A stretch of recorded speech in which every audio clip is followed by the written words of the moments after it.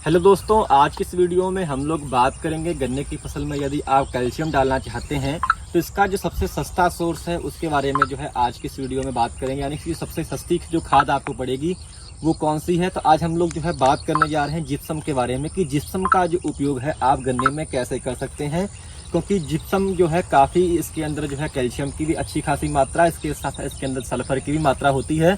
तो इसको जो है आप गन्ने में कैसे उपयोग में ला सकते हैं, क्योंकि काफ़ी सस्ता पड़ता है यदि हम लोग इसको कैल्शियम नाइट्रेट खाद से कंपेयर करते हैं। तो कैल्शियम नाइट्रेट खाद जो है तकरीबन आपको 1500 के आसपास पड़ती है। तो वहीं जो आपका जिप्सम है ये किसान आपको तकरीबन 300 से 400 में जो है इसका जो है आपको डोज मिल जाती है।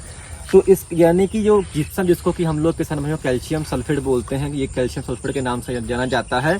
जिप्सम जो होता है ये किसान भाइयों जो है पाउडर फॉर्म में, यानी कि बहुत ही जो है पाउडर फॉर्म में आपको देखने को मिलेगा, जिसका उपयोग जो है आप गन्ने में या फिर आप यदि आपका पेड़ी करना है या फिर आपका पौधा करना है, दोनों में ही जो है आप कर सकते हैं।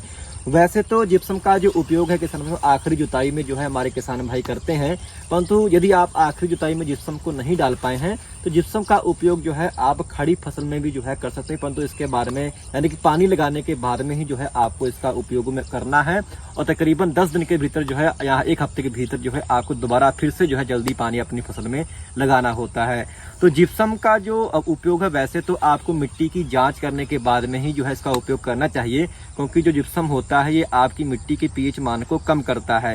परंतु यदि आपकी मिट्टी का पीएच मान 7 से ऊपर है, 7.5 है या 8 के करीब पहुंचा है तो आपको जिप्सम का उपयोग जो है कर लेना चाहिए। यदि आपका मिट्टी का पीएच सामान्य भी है यानी कि न्यूट्रल है 7 के आसपास, तब भी जो है आप जिप्सम का उपयोग कर सकते हैं, परंतु आपको लिमिट में करना है। तकरीबन 1 क्विंटल यानी कि 100 किलो जो है आपको जिप्सम लेना है, जिसका उपयोग जो है आप अपनी गन्ने की फसल में कर सकते हैं। इसके रिजल्ट आपको बहुत ही अच्छे मिलेंगे, क्योंकि इसके अंदर किसान में 2 तत्व होते हैं। एक तो होता है आपका कैल्शियम, जिसकी मात्रा जो है किसानों इसमें 23.3% होती है, और दूसरा जो इसके अंदर तत्व होता है वो होता है सल्फर, जिसकी मात्रा इसके अंदर 18.5% होती है।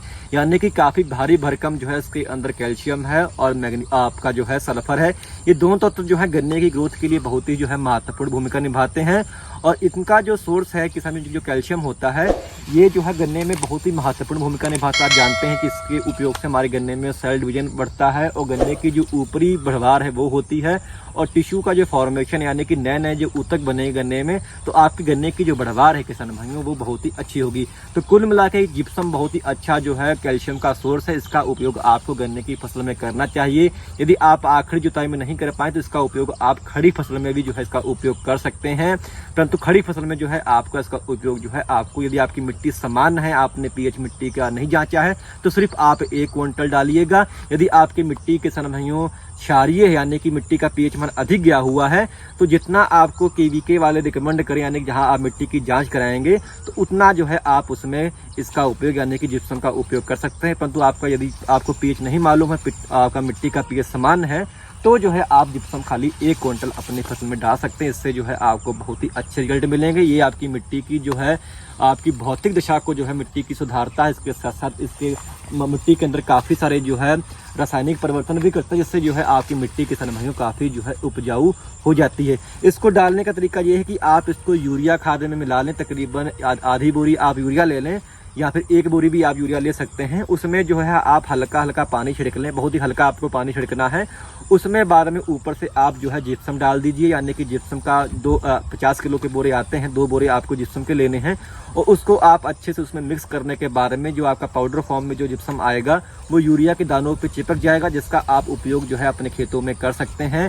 ये आपका जो है कैल्शियम नाइट्रेट खाद बन जाएगी, जो कि आपके गन्ने में बहुत ही जो है अच्छा जो है प्रभाव छोड़ती है। और काफ़ी सस्ता किसान में पड़ता है, जहां आपको वो 1500 से 2000 के बीच में कैल्शियम की डोज पड़ेगी, उतनी आपकी 300 से 400 में किसान में आपका काम हो जाएगा। और इसका जो रिजल्ट भी आएगा वो भी जो है उससे आएगा, क्योंकि इसमें जो कैल्शियम की और सल्फर की भी मात्रा होती है वो थोड़ी उनसे ज़्यादा होती है।